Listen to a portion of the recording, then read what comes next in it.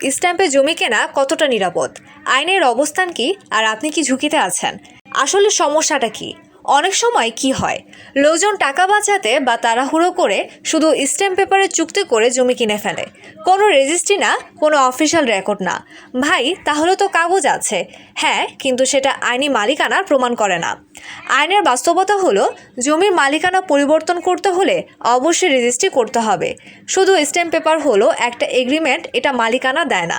মানে আপনি টাকা দিলেন, কাগজ নিলেন, কিন্তু আইনের চোখে জমি এখনও বিক্রেতার।